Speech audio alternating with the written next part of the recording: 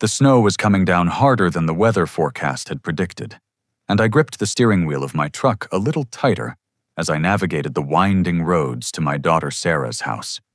My name is Brett Morrison, and at 67 years old, I'd driven these roads more times than I could count. But tonight felt special. It was Christmas Eve, and my backseat was loaded with carefully wrapped presents, including one very special envelope that had taken me months to prepare. I was running late, which wasn't like me. 20 minutes earlier, I'd stopped to help a young mother whose car had skidded into a snowbank. Her 2 kids were crying in the back seat, and I couldn't just drive by. After pushing her car free and making sure she was safely on her way, I'd called Sarah to let her know I'd be delayed, but the call went straight to voicemail. As I turned into their subdivision, I could see the warm glow emanating from Sarah's house at the end of the cul-de-sac. My heart swelled with anticipation. This was what I'd worked for all my life, seeing my family happy and secure. Through the frosted windows, I could make out the silhouettes of people raising glasses, and I smiled, imagining the cheerful chaos inside. I parked in the driveway behind what I recognized as Derek's parents' Lexus and my ex-wife Margaret's BMW. Strange, I thought, that Margaret would be here. We'd been divorced for 20 years, and while we maintained cordial relations for Sarah's sake, she wasn't usually included in family gatherings. I grabbed the stack of presents, balancing them carefully as I made my way up the salted walkway. As I reached for the doorknob, Derek's voice carried clearly through the thin walls of the colonial-style house I'd helped them buy 5 years ago. He was speaking loudly, probably already a few drinks in, giving what sounded like a toast. I paused, not wanting to interrupt what might be a special moment. "Let's raise our glasses." Derek's voice boomed with unmistakable joy. "To a perfect Christmas, and most importantly to the fact that the old man didn't show up. Finally, we can have a real celebration without his endless war stories and lectures about respect and responsibility." The room erupted in laughter. I heard Margaret's distinctive cackle, the same one that used to grate on my nerves during our marriage. Then came Sarah's laugh, not her genuine one that I'd loved since she was a little girl, but that nervous titter she did when she was uncomfortable, but going along with something anyway. My hand froze on the doorknob. The present suddenly felt impossibly heavy in my arms. Derek continued clearly enjoying his moment. I mean, seriously, how many times do we have to hear about his time in Vietnam or his opinions on how I run my business? The man doesn't understand that times have changed. He still thinks a handshake means something in business. More laughter. I heard Derek's father, William, chime in. "The previous generation just doesn't get it, son. They had it easy. Buy a house for $20,000, work one job their whole life. They don't understand the pressure we face. Easy. I'd worked 70-hour weeks for 40 years, built my construction company from nothing, survived, a war-raised 2 daughters mostly on my own after Margaret left. And somehow that was easy. But it was Derek's next words that truly stunned me. Well, hopefully this is the beginning of solving our problem. Sarah and I have been looking into options. There's a nice place called Sunset Meadows. They specialize in difficult cases. Old veterans who can't let go of the past, that sort of thing." I heard glasses clinking, congratulations being offered. Then Sarah's voice, quiet but clear. "Derek's actually been really proactive about this. He showed me the paperwork yesterday. It's not as complicated as we thought. We just need Dad's signature, or a doctor's statement that he's no longer competent to make his own decisions. And that's where my cousin Nathan comes in," Derek added proudly. "He's a psychiatrist, owes me a favor from when I helped him out of that trouble in Pennsylvania. He says cognitive decline can be documented pretty easily in men Brett's age, especially veterans with potential PTSD." The envelope in my coat pocket seemed to burn against my chest. Inside was the deed to this very house. Their house, I'd been planning to say.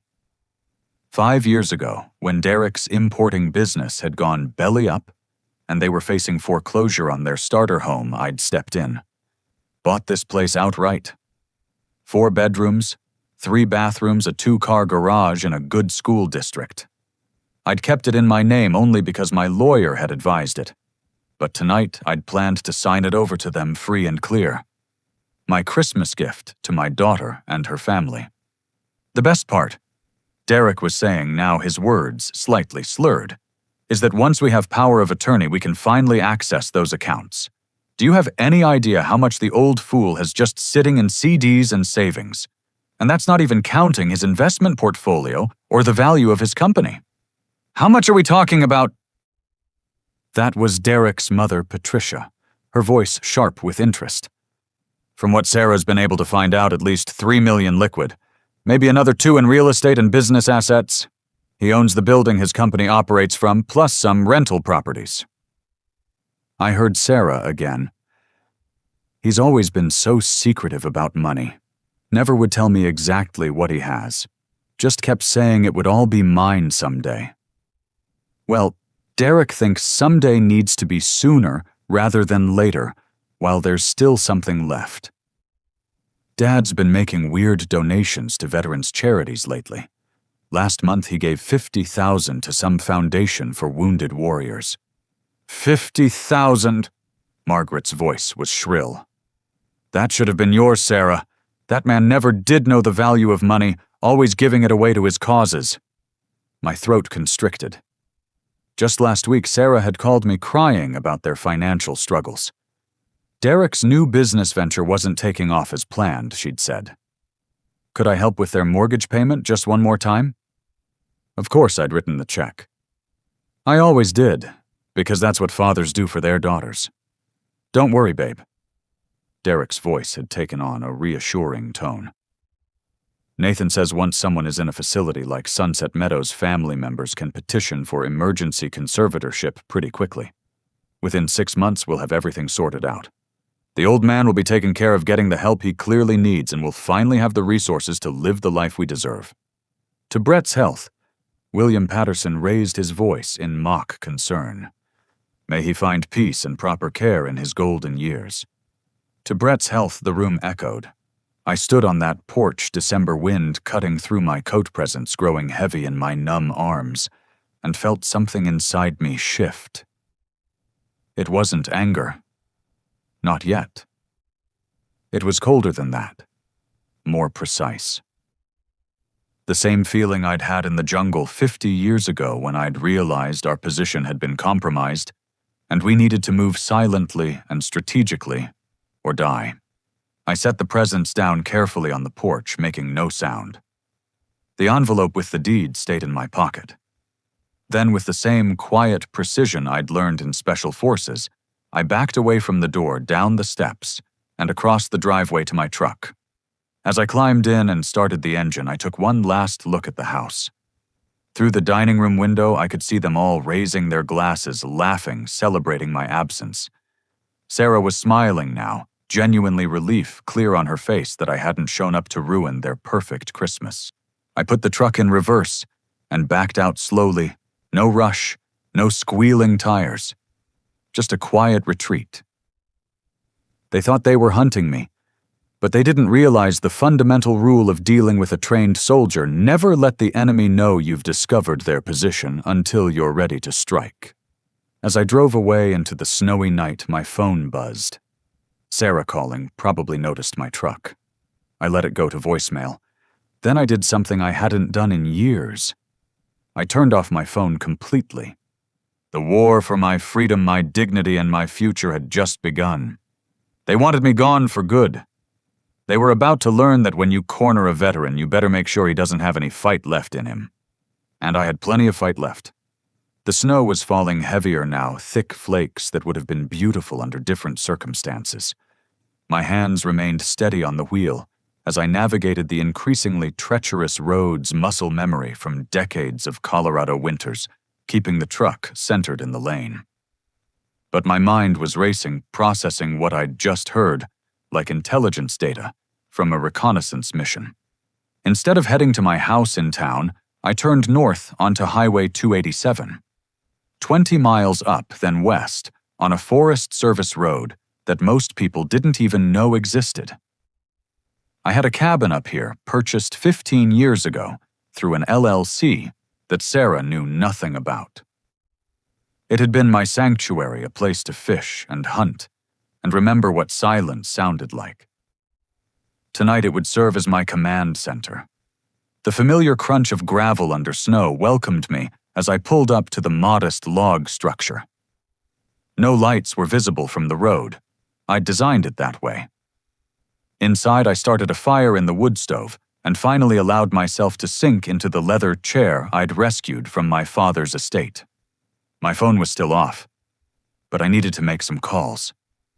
The landline I'd installed here for emergencies would do. First, call Marcus Fitzgerald, my attorney for the past 25 years, and one of the few men I trusted completely. Marcus answered on the third ring sounds of Christmas celebration in the background. Brett, this better be important. My grandkids are about to open their presents. Marcus, I need you to freeze all my accounts connected to Sarah and Derek first thing tomorrow morning. Every automatic payment, every authorized access, everything. The background noise faded as Marcus apparently moved to a quieter room. What happened? I gave him the condensed version. The silence on the other end stretched so long, I thought we'd been disconnected. Those ungrateful bastards! Marcus finally said, his professional composure cracking. Brett, please tell me you didn't sign over that house deed yet. It's still in my pocket. Thank God. Okay, I can't do much tonight, but I'll have my assistant in the office at 7 a.m. sharp tomorrow.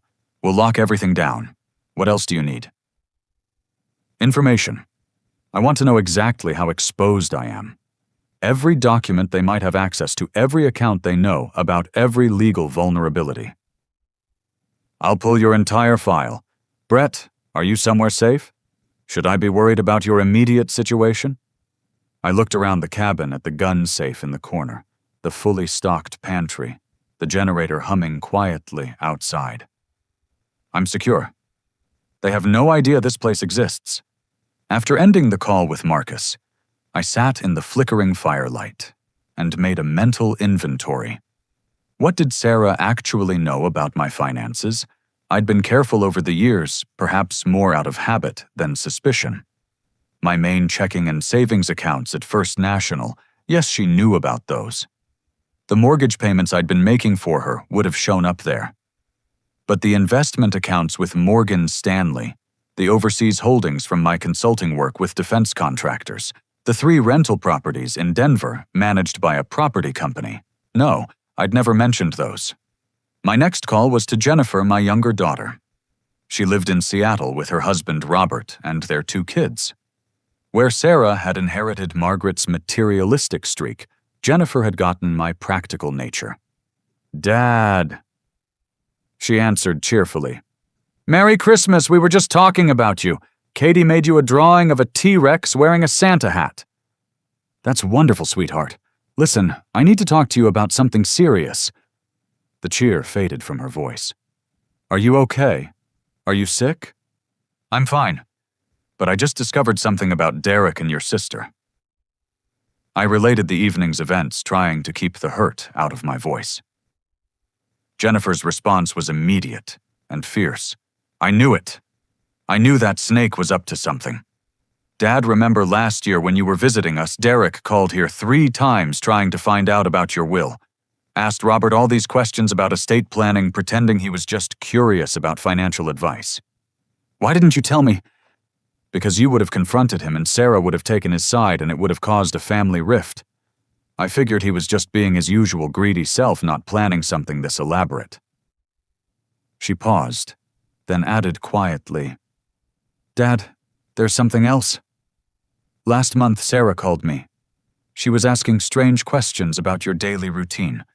What time you usually got up, if you ever seemed confused about dates, whether I'd noticed you repeating stories more than usual. I told her you seemed sharp as ever, but she kept pressing. Said Derek was worried about you living alone. The pieces were falling into place. How long had they been planning this? Weeks, months.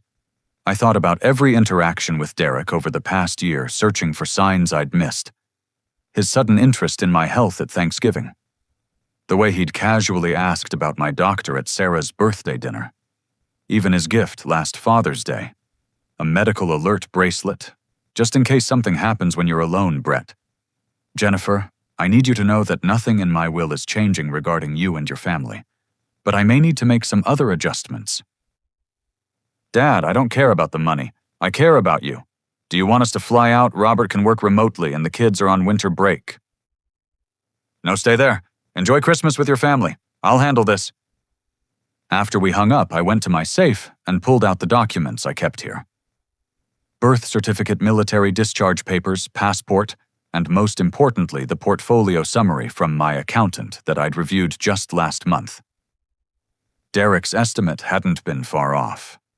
Between liquid assets, real estate, and my company, the total was close to $5 million. Money I'd spent a lifetime accumulating through sweat and sacrifice, living modestly, saving religiously. I thought about the Derek I'd first met 8 years ago. Charming, ambitious, full of ideas. He'd impressed me with his business acumen and seemed genuinely devoted to Sarah. When had that changed? Or had I simply been too eager to see what I wanted to see? The fire had burned down to embers, and I added another log, watching the sparks rise up the chimney. Outside, the snow continued to fall, erasing the tracks my truck had made. Good. Let them wonder where I'd gone. My final call of the night was to Thomas Sullivan, a private investigator who'd done work for my company when we'd had issues with employee theft. Tom was semi-retired now, but still took cases that interested him. Tom, it's Brett Morrison. I know it's Christmas Eve, but I need your help. Brett, good to hear from you. What's going on? I explained the situation. Tom listened without interrupting, occasionally making affirming noises. I need to know everything about Derek Patterson, I concluded. His business dealings, his debts, his connections, especially this cousin Nathan, who's apparently a psychiatrist. The one who owes him a favor from Pennsylvania. That's interesting phrasing. Suggests our psychiatrist friend might have gotten into some trouble. I can check license databases, disciplinary actions, that sort of thing. How soon can you start? I'll begin the online research tonight. Public records don't take Christmas off. For the deeper dive, I'll need a few days. Brett, this kind of scheme you're describing, it's more common than you'd think. Elder financial abuse is a billion-dollar problem. These people rarely stop at just one victim. After ending the call with Tom, I made myself a simple dinner from the cabin's supplies. Canned soup and crackers, nothing fancy. As I ate, I thought about Sarah, my little girl who used to climb into my lap after nightmares, who I'd taught to ride a bike in the park, who'd cried on my shoulder when her high school boyfriend broke up with her. When had that trusting child become someone who could plot to lock away her own father? But I knew the answer. It was Derek. He'd identified her weakness, her desire for a lifestyle beyond their means, and exploited it. Convinced her that my money was already hers, that I was selfishly hoarding it, that taking it would simply be claiming her rightful inheritance early. He'd probably started with small suggestions, gradual manipulations, until she couldn't see how far she'd drifted from her moral center. That realization didn't excuse her participation, but it did clarify my mission. I wasn't just protecting myself from a financial predator. I was going to save my daughter from a man who'd corrupted her values and turned her against her own father. And Derek Patterson was going to learn that some old soldiers never lose their strategic edge. I spent the rest of the evening making lists. What they knew, what they didn't know, what they thought they knew but were wrong about. Every asset, every vulnerability, every potential weapon in the coming battle. By midnight, I had a preliminary battle plan. They wanted to put me in a home. They wanted to steal my life's work. They wanted me gone for good. They were about to discover that Brett Morrison didn't go down without a fight. And when I fought to win. The day after Christmas dawned clear and cold, the storm having passed in the night, leaving everything covered in a pristine white blanket. I was up before sunrise, habits from the military never truly fading. After a strong cup of coffee and a breakfast of eggs from the cabin's supplies, I headed back to town, my mind sharp and focused on the tasks ahead. Marcus had been true to his word.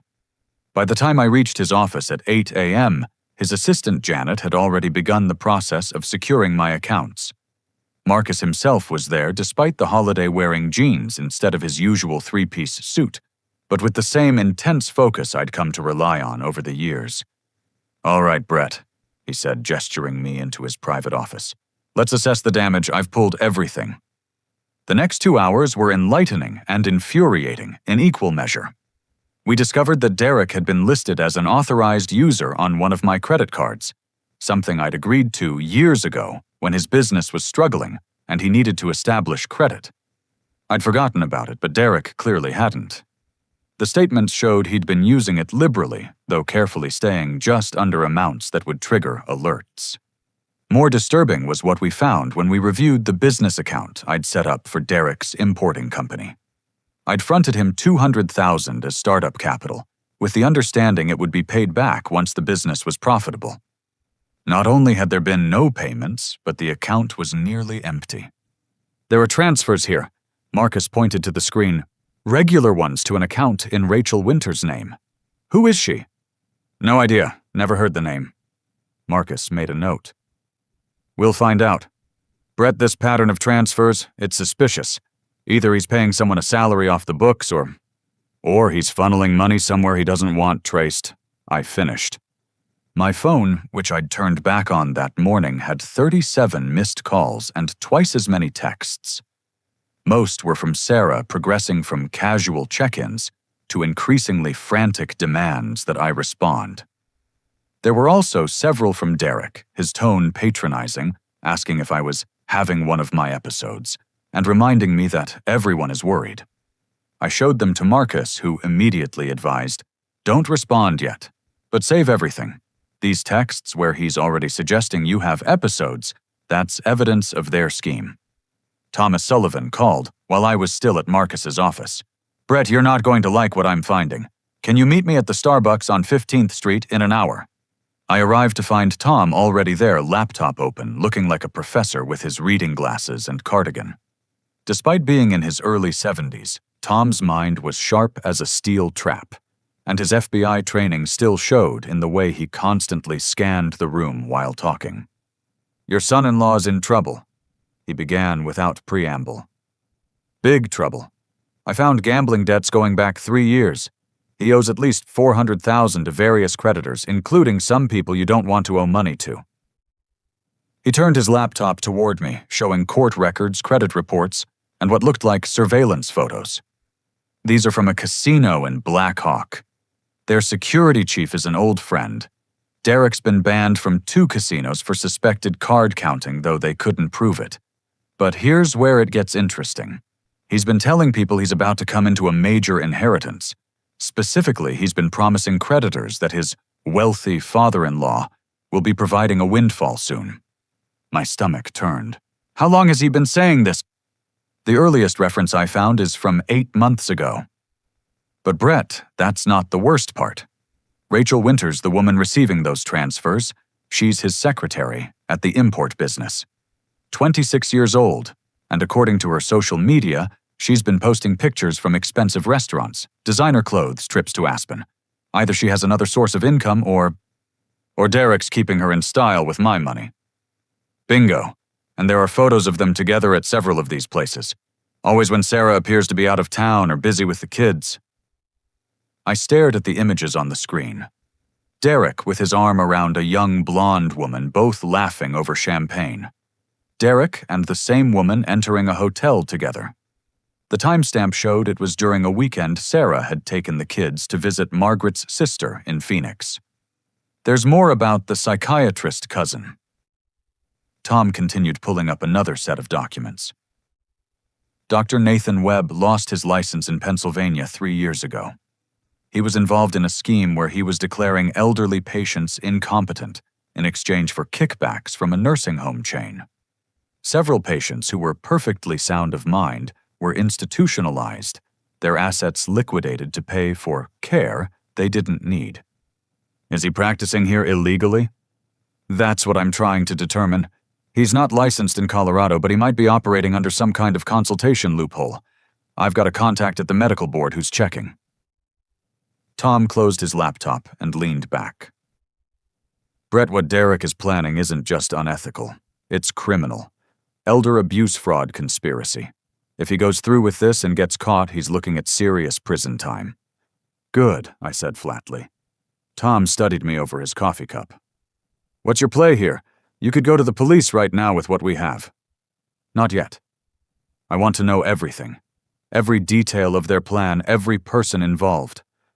And I want them to show their hand first. If I act too soon, they'll claim it was all just family concern, that Derek was only worried about my well-being. I need them to commit to their scheme fully. That's risky, Brett. What if they move faster than expected? I smiled coldly. Then they'll discover that this old soldier still knows how to adapt to changing battlefield conditions. Tom, I need you to dig deeper. Find out about this Sunset Meadows place. See if Derek has any connection to it beyond just researching facilities, and keep tracking his communications with Nathan Webb. Leaving the coffee shop, I decided it was time for a medical checkup of my own. Not because I needed one, but because I needed documentation. Dr. Harold Simmons had been my physician for 20 years, and when I explained what was happening, his face flushed with anger. Those sons of bitches? He muttered, then caught himself. Sorry, Brett, but I've seen this before. Family members trying to railroad an elderly relative into a facility to get at their assets. Let's give you the full workup. Physical cognitive assessment, the works. I'll document everything. The tests took most of the afternoon. Blood work, stress test, memory evaluation, problem-solving exercises. It felt like being back in the military, getting cleared for duty. When it was over, Dr. Simmons sat down with me in his office. Brett, I'm going to be blunt. You're in better shape than most men 20 years younger. Your cognitive scores are in the 95th percentile for any age group. Your problem-solving and memory tests show no signs of decline whatsoever. Physically, you have the blood pressure and heart rate of someone who's taken care of himself.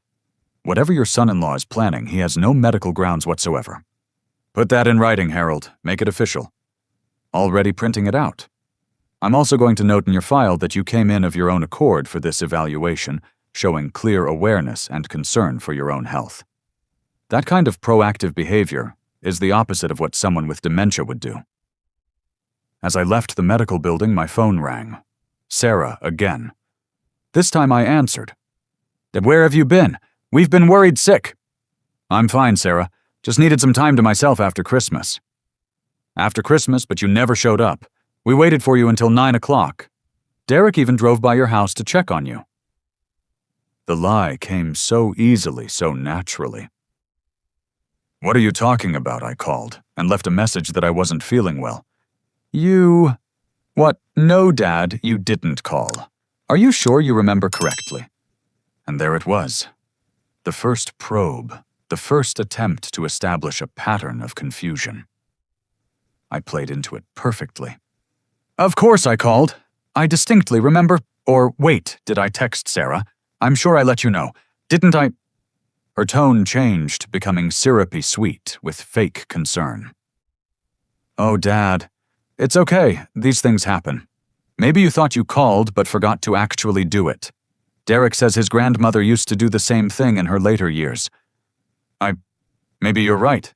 I've been a bit scattered lately. We should talk about this, Dad. In person. Can you come over tomorrow? Derek will be home and he's been so worried about you. I'll try, sweetheart. I need to check my calendar. Sometimes I forget what day it is. I could practically hear her excitement through the phone. Of course, Dad. Take your time. We're here for you whenever you're ready. After hanging up, I sat in my truck for a moment, disgusted by the eagerness in her voice when she thought I was showing signs of confusion. My own daughter celebrating what she believed was my mental decline. That evening back at the cabin, I began phase 2 of my plan. If they wanted to document my supposed deterioration, I'd give them something to document. But every bit of evidence they collected would ultimately serve my purposes, not theirs. I called my company's foreman, Jake Martinez, who'd worked with me for 15 years. Jake, I need you to do something for me, and I need you to trust me, even though it's going to seem strange. Anything, boss. You know that. For the next few weeks, I'm going to seem different. Forgetful, confused, maybe repeating myself. If Derek or Sarah call asking about me, I need you to express concern. Tell them I've been making mistakes at work, forgetting meetings, that sort of thing. Boss, what's going on? Are you in trouble? The kind of trouble that requires strategic deception, Jake. I'm not actually declining. It's important you know that. But I need certain people to think I am. Can you do this for me? If you're asking, I know it's important. Yeah, I'll play along. But boss, whatever they're trying to do to you, I hope you nail them to the wall. Count on it, Jake. Count on it. By the end of that second day, I had my medical documentation proving my competence, a deeper understanding of Derek's financial desperation, evidence of his infidelity, and the beginnings of a counterintelligence operation that would make my enemies provide the very rope I'd use to hang them. Derek thought he was hunting a confused old man who could be easily manipulated into signing his life away. He was about to learn that the hunter can become the prey, and that some veterans never forget the lessons learned in war. Know your enemy, control the battlefield, and strike only when victory is assured. The game was progressing nicely. My move. The new year arrived with little fanfare at my cabin. I watched the ball drop on my small television alone, but not lonely. My mind focused on the chess game I was playing with my son-in-law. Each move had to be calculated, each action designed to lead Derek exactly where I wanted him. The art of war is the art of deception, and I was about to give a master class. My performance began in earnest on January 2nd. I drove to the country club where Derek golfed, knowing his usual foursome had a standing Tuesday morning tea time. I'd been a member there for 20 years, but rarely used the facilities. Today, that would change. I approached the pro shop, making sure to look slightly disheveled. Shirt untucked on one side, hair not quite combed properly. The kind of details that suggested carelessness without being obvious. "Morning, Brett," called out Jim, the club pro. "Haven't seen you in a while. Thinking about hitting the links." "Jim, good to see you, Tom." I used the wrong name deliberately, then caught myself. "Sorry, I mean Jim. Yes, thought I might play 9 holes. Say, have you seen my son-in-law around Derek Patterson?" "He's just finishing up on the back 9. Should be in soon." Perfect timing. I wandered out to the patio overlooking the 18th hole, ordered coffee, and waited. When I saw Derek's foursome approaching, I stood up and waved enthusiastically, then accidentally knocked over my coffee cup, making a commotion. Derek's face when he saw me was priceless, surprise mixed with calculation. He said something to his golf buddies, and I saw him gesture in my direction. They all looked over with interest. "Brett," Derek called out as he approached, his voice carrying that false warmth I'd become so familiar with. "What a surprise, didn't know you were a morning golfer." "Derek, my boy." I gripped his hand too enthusiastically, holding on a beat too long. "I was just thinking about you. Say, did I ever tell you about my investment portfolio? Remarkable thing, really. My advisor says I've got nearly $4 million in liquid assets alone. $4 million. Can you imagine?" I saw the flash of greed in his eyes before he masked it with concern. That's great, Brett. Maybe we shouldn't discuss financial matters so publicly, though." "Nonsense," I practically shouted, drawing attention from nearby tables. "Nothing to be ashamed of. Worked hard for every penny, though sometimes I forget exactly which accounts have what. So many passwords these days. I write them down, but then I forget where I put the paper, Derek's golf partners had joined us by then, and I made sure to repeat variations of my confused act. I introduced myself twice to the same person, asked Derek 3 times if Sarah was with him, and mentioned my assets 2 more times, each time with a different number. "I should probably head home," I finally announced. "Sarah's expecting me for lunch." "Brett," Derek said carefully. "Sarah's at work. It's Tuesday." I let confusion cross my face. "Tuesday. But I thought, never mind. Yes, of course. Tuesday. I patted my pockets frantically. Now where did I put my keys? They were in my hand. Derek pointed this out gently, exchanging meaningful looks with his friends. I laughed too loudly, thanked him profusely, and made my exit, being sure to walk to the wrong car first before remembering which one was mine. Over the next week, I expanded my performance. At the grocery store, I filled my cart with multiples of the same item, 17 cans of tomato soup, nothing else, and looked confused when the cashier questioned it. At the bank, I asked the teller to help me remember my account balance 3 times during a single visit, each time acting surprised by the amount. Word travels fast in a small community. Within days, my behavior was the subject of gossip. Poor Brett Morrison, people whispered. Such a shame to see a sharp man decline like that. Someone should do something. Tom Sullivan, meanwhile, had uncovered a goldmine of information. We met at a diner 2 towns over where we wouldn't be recognized. Sunset Meadows is dirty, he said without preamble, sliding a folder across the table. State investigators have been building a case for 6 months. Residents being over-medicated, assets being liquidated without proper authorization, families being denied visitation. The whole operation is a scam targeting wealthy elderly people. And Derek's connection? He's been getting finder's fees, $5,000 for each referral that results in admission.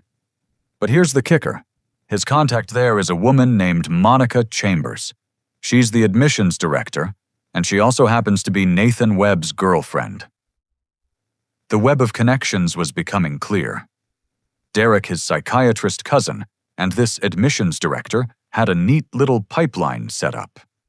Find vulnerable elderly people with assets, have Nathan declare them incompetent, Monica ensures they're admitted to Sunset Meadows, and everyone gets a cut of the estate liquidation. How many victims, I asked. At least a dozen that investigators have identified. Total stolen assets in the millions. Brett, the FBI is involved now. This is a federal case. Perfect, absolutely perfect. Tom, I need you to document everything about Derek's involvement. Every meeting, every payment, every communication. Can you do that without tipping him off? Already on it. I've got a contact who's willing to wear a wire. One of Derek's creditors who's getting impatient. Derek's been promising him a big payment by the end of January. My guy's going to push for details about where this windfall is coming from. I returned to my cabin that night and made a crucial phone call to Special Agent Linda Garrett of the FBI's Elder Fraud Unit. Marcus had connected me with her, and we'd had several conversations about my situation. Mr. Morrison, this is exactly the kind of evidence we need, she said, after I briefed her on the latest developments. Your son-in-law is walking into a trap of his own making. But I need to warn you, if he manages to get you committed before we can act, it becomes much harder to extract you. These facilities can claim medical necessity and delay release for weeks. He won't get that far, I assured her. I'm going to give him the opportunity to fully commit to his plan. When does your investigation into Sunset Meadows conclude? We're planning arrests by the end of January. If your son-in-law takes concrete steps toward having you committed before, then we can move sooner. After the call, I sat down to write a letter to Sarah. Not to send, not yet, but to organize my thoughts about my daughter's role in all this. As I wrote, memories flooded back. Teaching her to ride a bike. Her high school graduation where she'd thanked me for being the best dad in the world. Walking her down the aisle at her wedding, placing her hand in Derek's, and trusting him to take care of my little girl. Where had it gone wrong? When had her husband's greed infected her? Or had the materialism always been there, inherited from her mother, waiting for someone like Derek to nurture it into full bloom? My phone rang, interrupting my reverie. Jennifer. Dad, I just got a call from Sarah. She's telling everyone you're losing it. Says you've been acting erratically, forgetting things. She even called Robert's mother to warn her about leaving the kids alone with you when we visit. Good, I said calmly. Good dad, she's poisoning the entire family against you.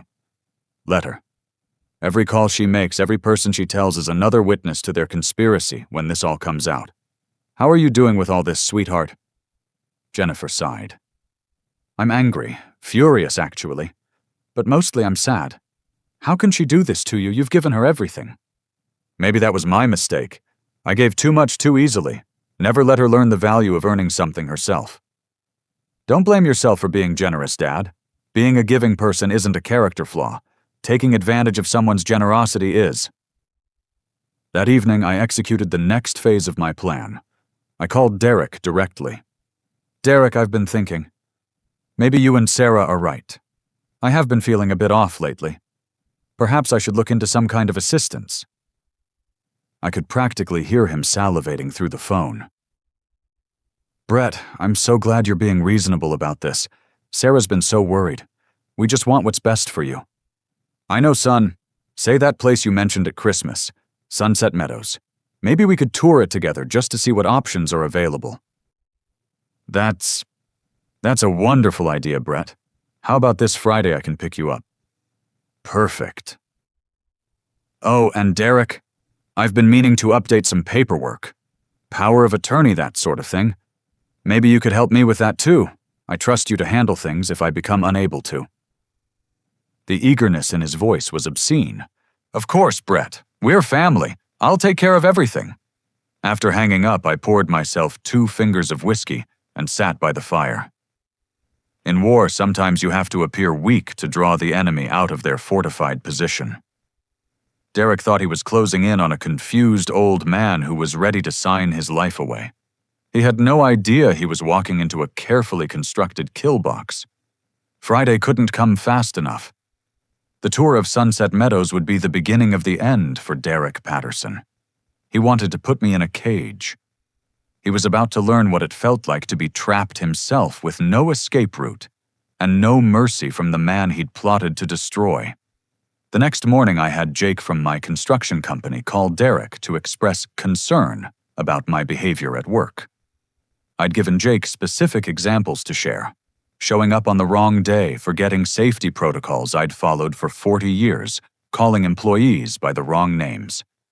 I hate to say this, Jake told Derek, playing his part perfectly, but we're thinking about suggesting Brett retire, for his own safety and the company's liability. He built this business, and it would be a shame to see it suffer because he can't admit he needs help. Derek promised to handle the situation and thanked Jake for his concern. Jake called me immediately after. Boss, that son-in-law of yours sounded like a kid on Christmas morning when I told him about your problems.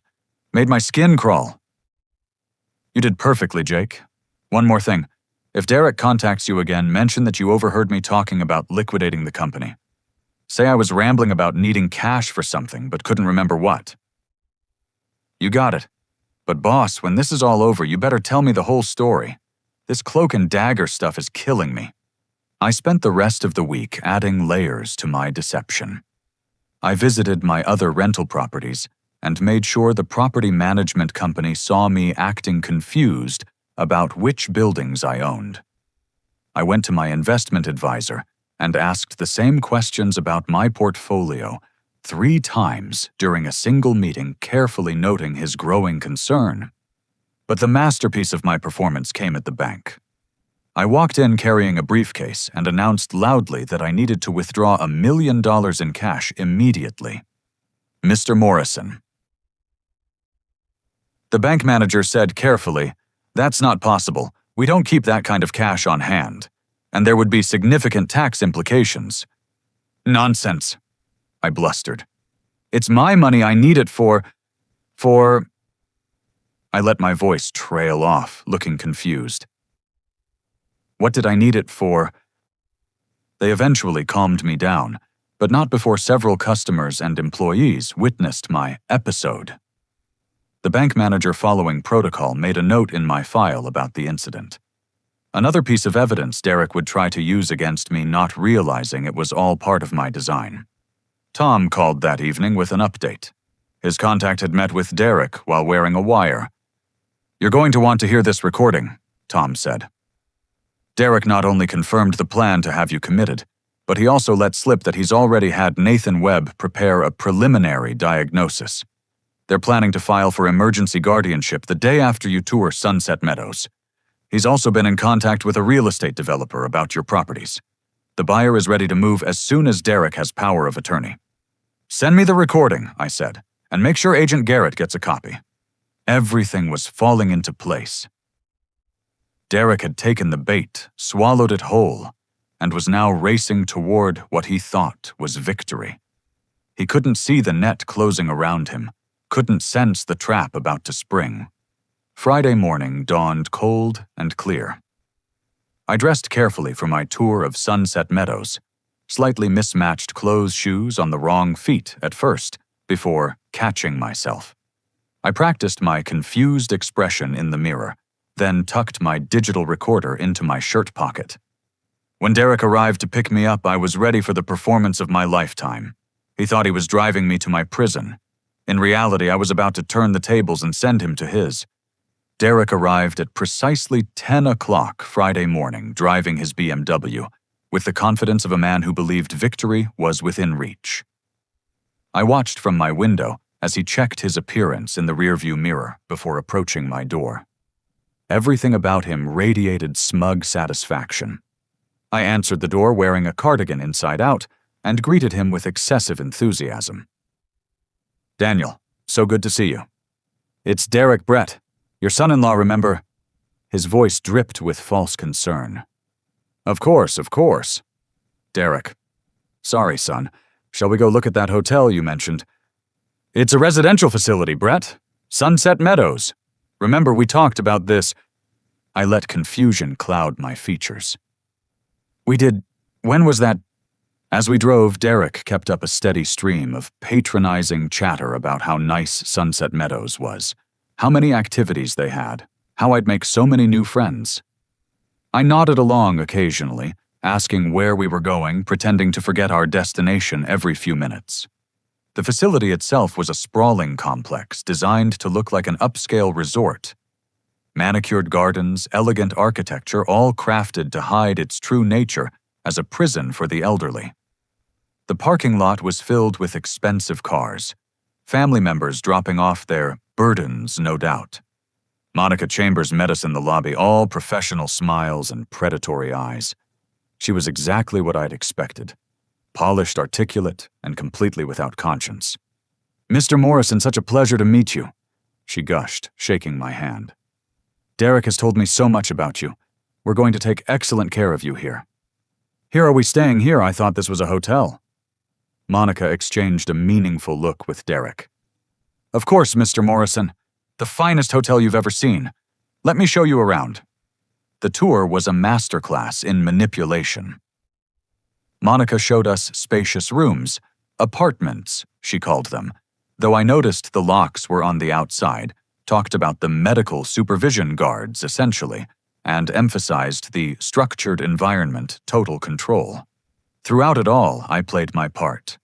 Touching things repeatedly, asking the same questions, getting lost when I wandered a few feet away from the group. In the dining hall, several residents sat staring vacantly at nothing. Over-medicated, I recognized immediately. One elderly man tried to approach us, but an orderly quickly redirected him. "Please," the man managed to say before being led away. "I don't belong here. Call my son. Please." "Poor Mr. Jameson," Monica said smoothly. "He has good days and bad days. The dementia is quite advanced."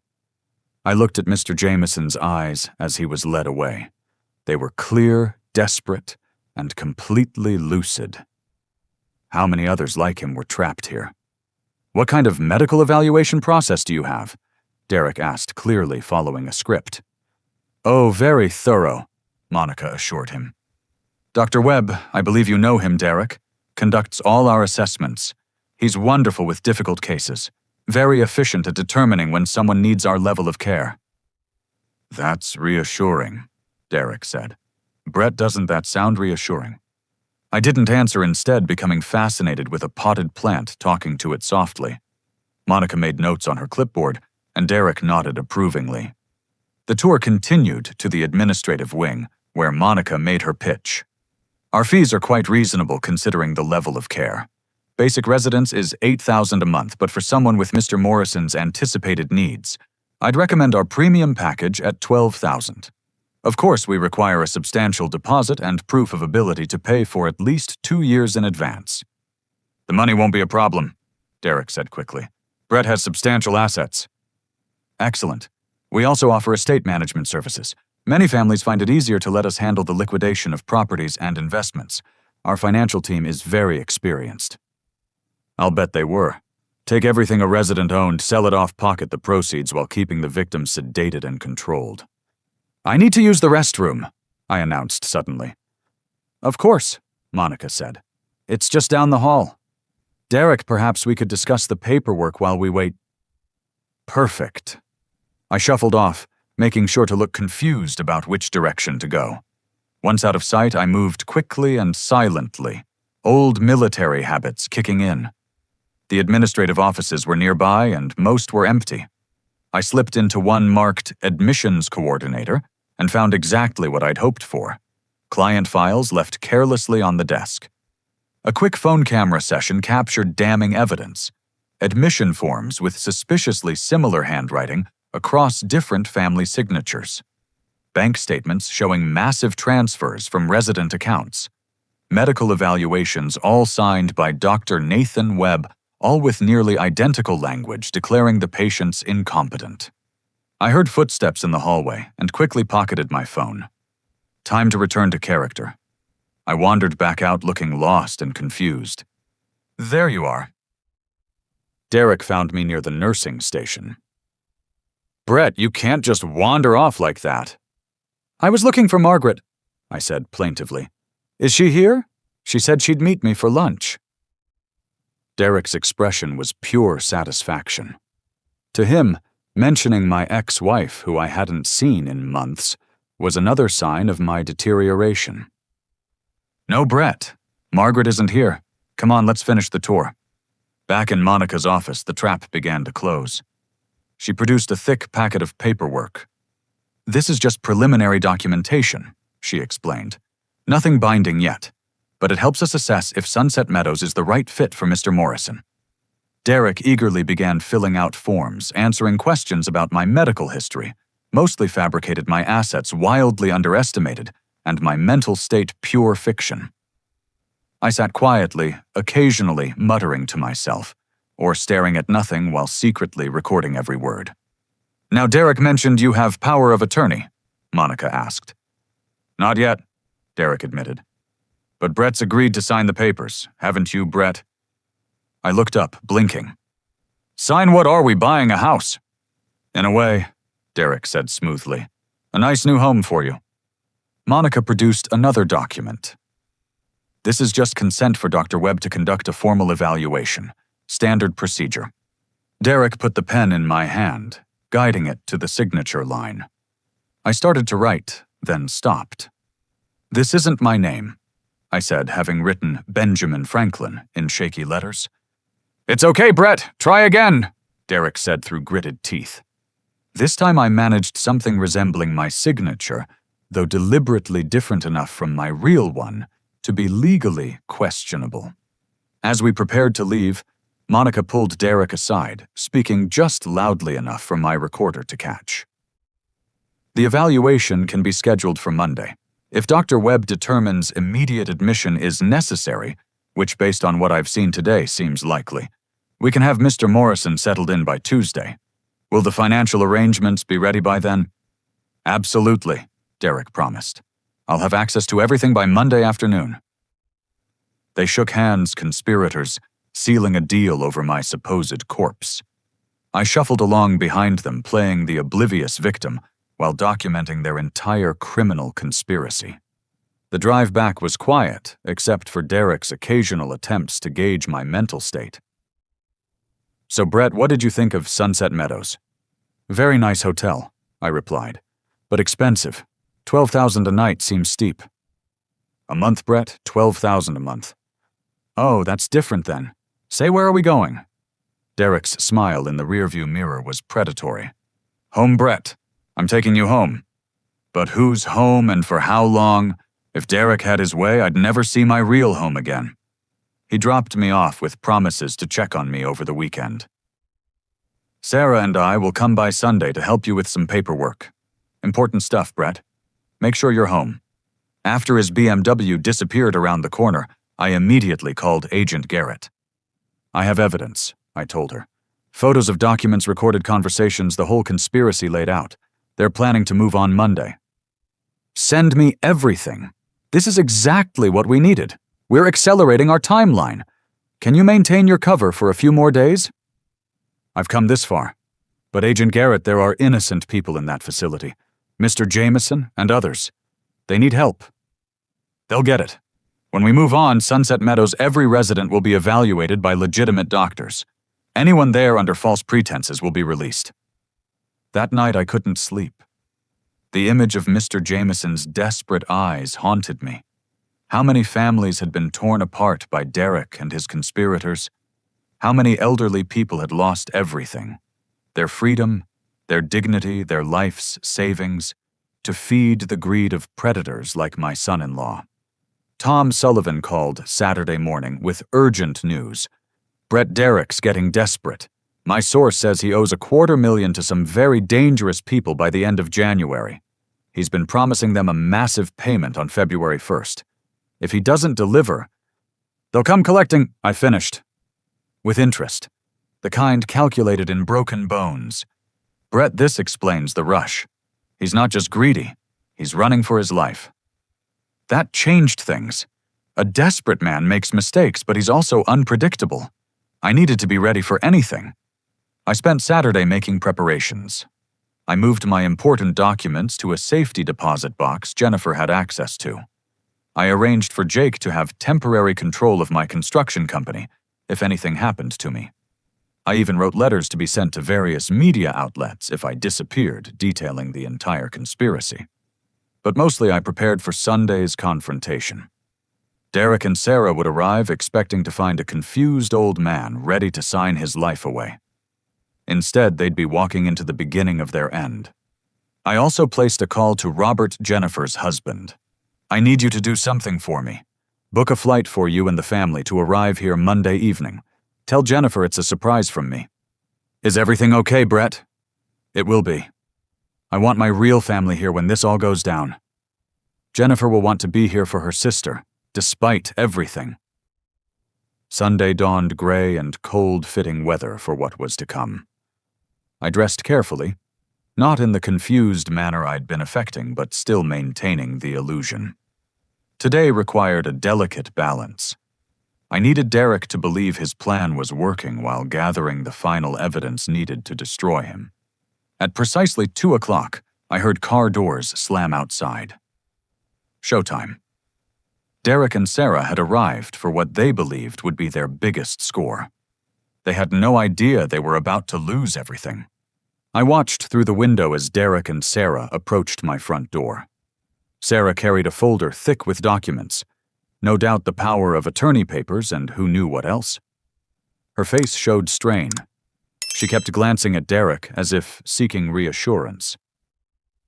Derek, in contrast, walked with the swagger of a man about to collect his winnings. Behind them, another car pulled up. Margaret emerged, followed by Derek's parents, William and Patricia.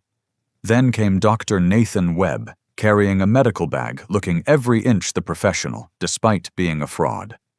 2 more cars arrived, disgorging cousins I hadn't seen in years. Derek had assembled quite the supporting cast for his little drama. I shuffled to the door, making sure to fumble with the locks for an extra few seconds before opening it. Sarah. What a wonderful surprise, I exclaimed, then looked confused. But it's not my birthday, is it? No, Dad, Sarah said, her voice artificially sweet. We just came to visit. Can we come in? I stepped aside, letting the parade of conspirators file into my living room. Margaret immediately began critiquing my housekeeping while Derek's parents settled onto my couch, as if they owned the place. The cousins, Tom and Bradley, if I remembered correctly, looked uncomfortable, but stayed, probably promised some cut of the spoils. Brett, why don't you have a seat? Derek suggested, guiding me to my armchair. We all want to talk to you about something important. Is this about the hotel? I asked, playing confused. The expensive one I told you, $12,000 a night, is too much. Derek shot a meaningful look at Dr. Webb, who stepped forward with practiced concern. Mr. Morrison, I'm Dr. Nathan Webb. I'm a psychiatrist, and your family asked me to come speak with you today. A psychiatrist? I blinked owlishly. But I'm not crazy. Am I crazy, Sarah? Am I crazy? Sarah couldn't meet my eyes. No one's saying that, Dad. We're just concerned. You've been forgetting things, acting strangely. I turned to Margaret. Martha, have I been acting strangely? It's Margaret, she corrected sharply. And yes, Brett, you've been a mess, worse than usual. These past weeks have shown serious decline. But we've been divorced for 20 years, I said, clearly watching her face. You haven't seen me in months. How would you know about these past weeks? A flicker of panic crossed her face before Derek intervened. Brett, that's exactly what we mean. Margaret has been here several times recently. You don't remember? So that was their game. Create false memories, gaslight me into doubting my own recollection. I let my face go slack, confused. She has... I don't... Dr. Webb opened his medical bag, pulling out a clipboard. Mr. Morrison, I'd like to ask you some questions. Simple things. What's today's date? Sunday, I answered. Yes, but what date? What month? I pretended to think hard. January, no June. It's June, right? June something. He made notes, and Derek could barely contain his satisfaction. The questions continued. Who was the president? I named one from 15 years ago. What year it was, I was off by a decade where we were, I called it Margaret's house. Each wrong answer was met with exchanged glances and more scribbling on Dr. Webb's forms. Now, Mr. Morrison, Dr. Webb continued, your family tells me you've been making some concerning financial decisions. Large withdrawals, strange purchases, giving money to questionable charities. I looked around the room, letting my gaze go unfocused. I don't remember that. That's why we're here, Derek said smoothly, producing the folder of documents. Dad, we think it's time you let us help manage things. Just temporarily until you're feeling better. But I feel fine, I protested weakly. William Patterson spoke up from the couch. Brett, there's no shame in admitting you need help. When we get older, these things happen. The important thing is making sure you're taken care of and your assets are protected. Protected. Right. Protected from me so they could be pillaged by these vultures. I've prepared a cognitive assessment, Dr. Webb announced. Based on my preliminary evaluation, I have serious concerns about Mr. Morrison's capacity to manage his affairs. What kind of concerns? I asked. Severe memory deficits, confusion about time and place, inability to recognize family members, poor judgment. Classic signs of advancing dementia. Cousin Bradley shifted uncomfortably. Derek, are you sure about this? Brett seems... Bradley. Derek cut him off sharply. You promised to support the family. Brett needs our help. Don't you, Brett? I nodded slowly, playing my part. I suppose, if you all think so. Sarah finally spoke, her voice barely above a whisper. Dad, we've found a nice place for you. Sunset Meadows. You visited it Friday, remember? The hotel. Yes, Dad. The hotel. They'll take good care of you there. But first we need you to sign some papers, just to make sure everything's handled properly while you're getting better. Derek placed the documents on the coffee table in front of me, already turned to signature pages. Multiple documents. Power of attorney, healthcare proxy, financial management authorization. Enough paperwork to strip me of every right and give Derek complete control. I don't understand, I said, picking up the pen with a shaking hand. What am I signing? Nothing to worry about, Derek soothed. Just routine paperwork. Sign here, here, and here. I started to write, then stopped. This pen doesn't work. Derek grabbed another pen, practically shoving it into my hand. Try this one.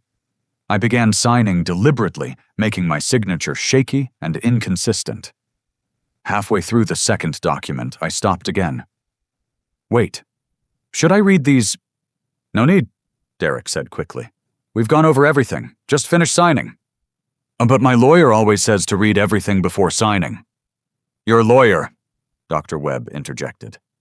When did you last see your lawyer? I pretended to think. Yesterday, no, last month. Or was it last year? I can't remember. More meaningful looks, more notes on clipboards. I continued signing each signature slightly different, some barely legible. Legal enough to seem valid at first glance, but problematic enough to be challenged later, if necessary.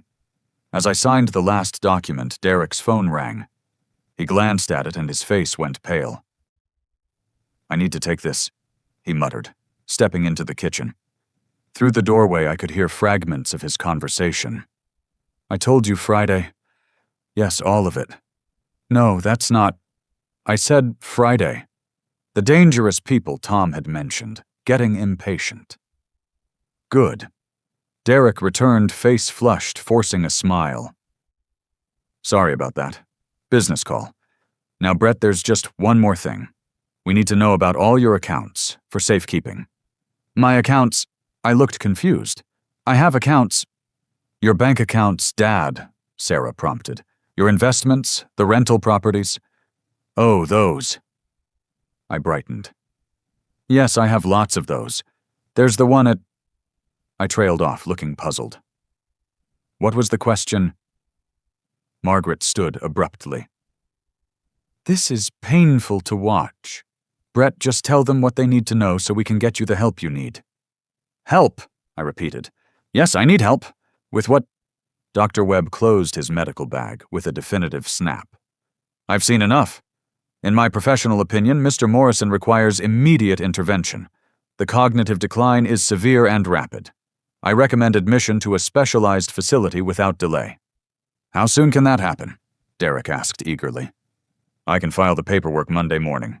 With the power of attorney documents signed, you can begin managing his affairs immediately.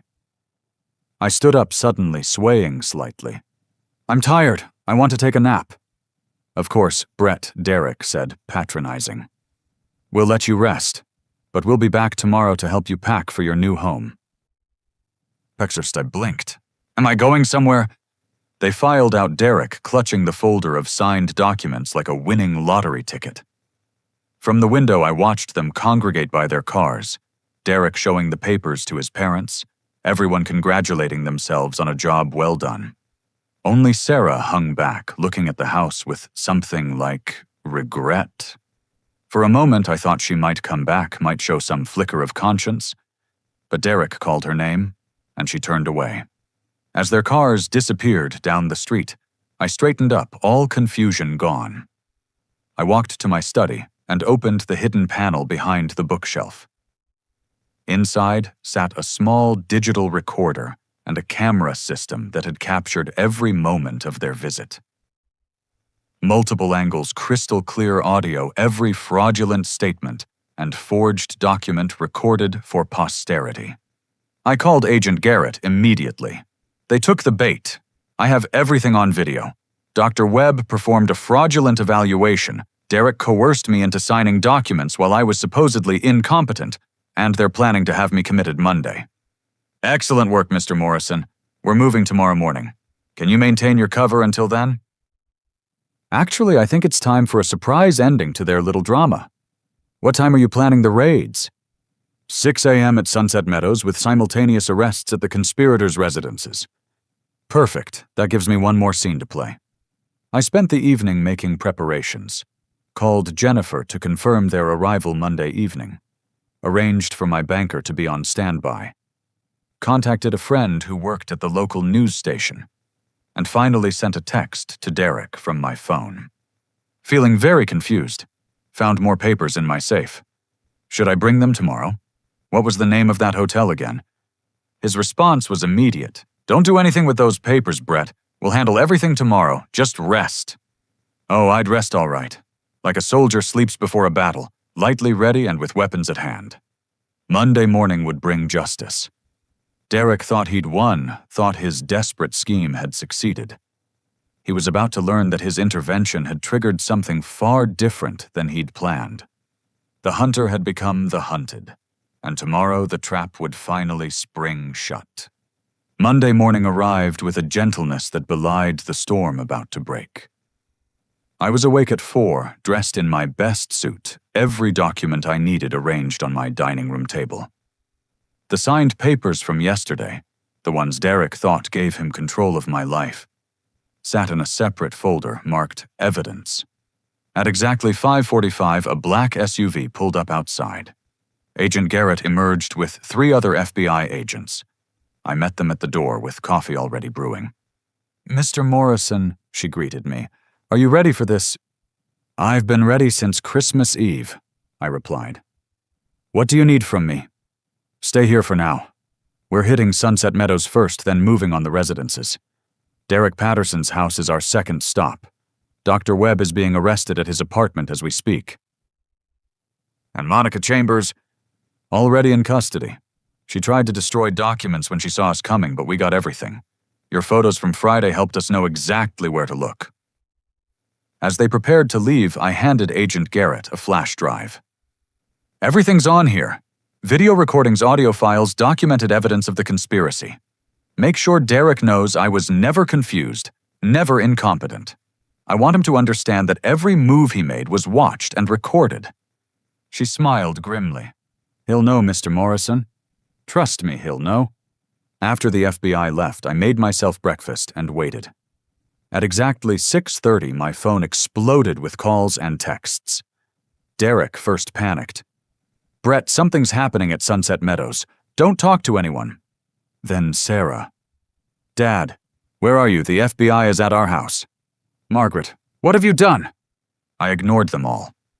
At 7, I drove to my bank where the manager was waiting, as arranged. We went through every account Derek had tried to access, documenting his attempts and freezing any disputed transactions.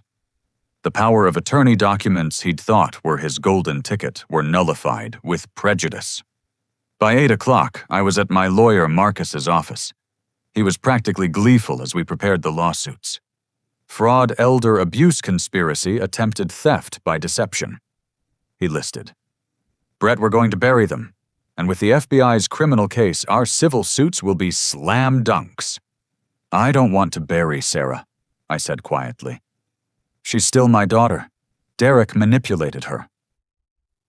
"We can structure the suits to focus on Derek while giving Sarah an out if she cooperates. But Brett, she was part of this. She needs consequences." At 9 o'clock, I was sitting in my living room when the doorbell rang. Through the window, I could see Sarah's car in the driveway. She was alone, and her face was ravaged by tears. I opened the door and stood there, tall and straight, no trace of the confused old man she'd expected to ship off to Sunset Meadows today. "Hello, Sarah." She stared at me, comprehension dawning. "Dad, you're completely sound of mind, always have been. Come in, Sarah, we need to talk." She followed me to the living room, sinking into the same chair where she'd watched me sign those papers just yesterday. "I don't understand. The confusion, the memory problems, all an act.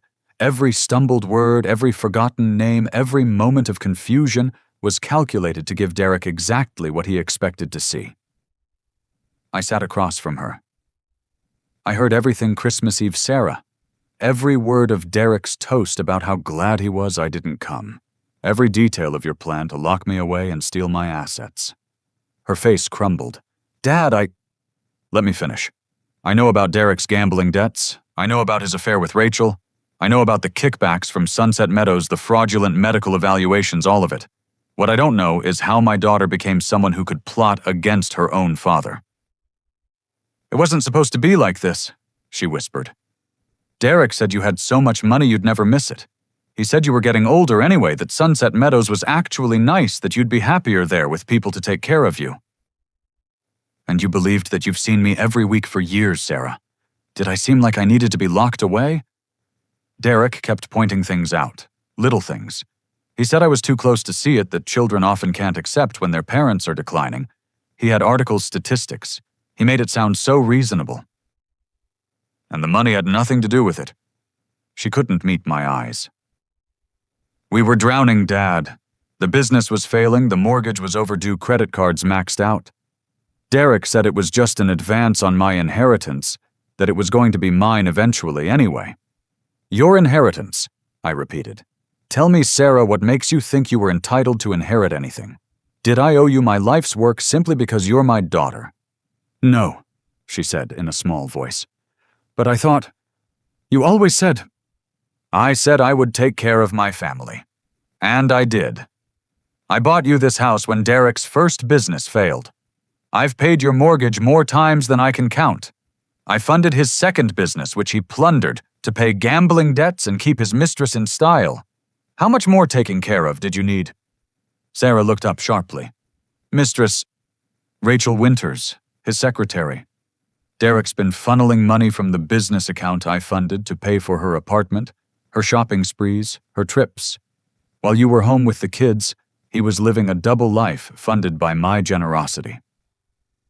The truth was sinking in. I watched my daughter's face as she processed not just Derek's betrayal, but her own. Oh God, she breathed. Dad, I'm so sorry. I'm so sorry. I let him convince me. I wanted to believe him because it was easier than facing the truth about your husband and your financial situation. She nodded, crying freely now. What's going to happen to us? Derek's been arrested. He's facing federal charges for elder fraud conspiracy and a host of other crimes. 20 years minimum, probably more. Your house, my house actually, since I never did sign it over, will need to be vacated.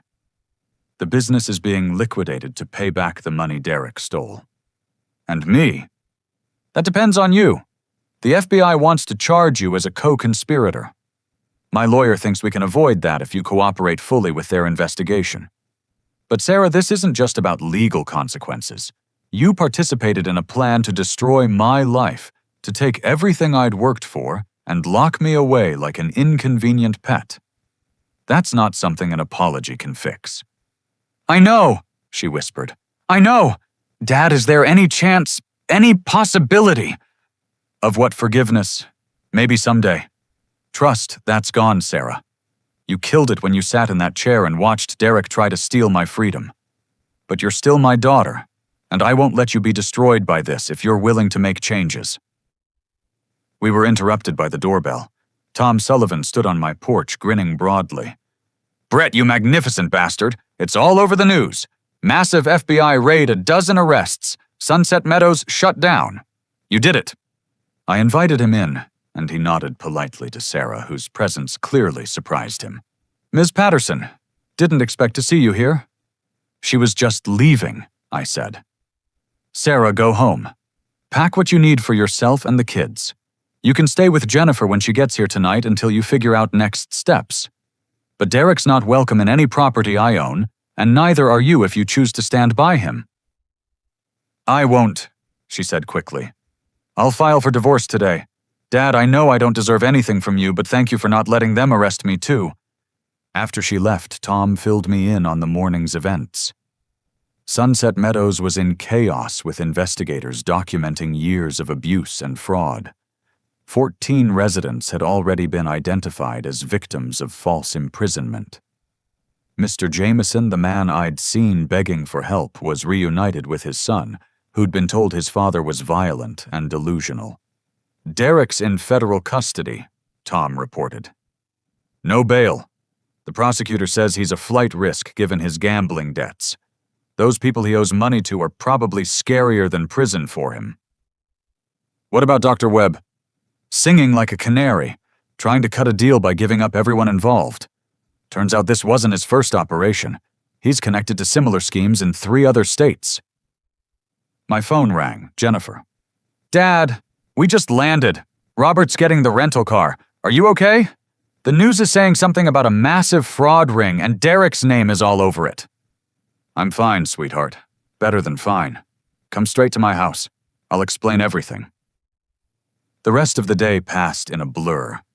Lawyers, federal agents, reporters, all wanting statements.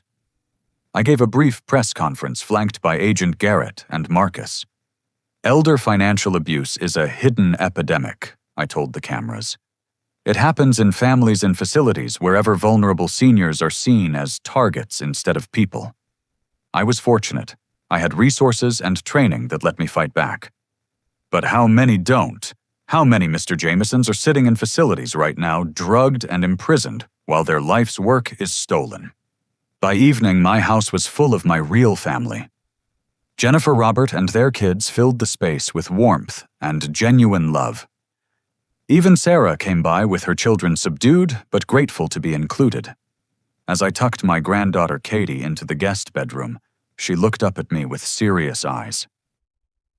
Grandpa Mom says Uncle Derek did something bad and won't be coming back. That's right, sweetie. Are you sad? I considered the question. No, Katie, I'm not sad. Sometimes when people do bad things, they have to face consequences. That's how we learn and grow. Like a timeout. Like a very long timeout. I agreed. Later, after the children were asleep, the adults gathered in my living room. The same room where just yesterday Derek had thought he was stealing my life. Dad, Jennifer said, I'm proud of you. What you did took incredible courage and planning.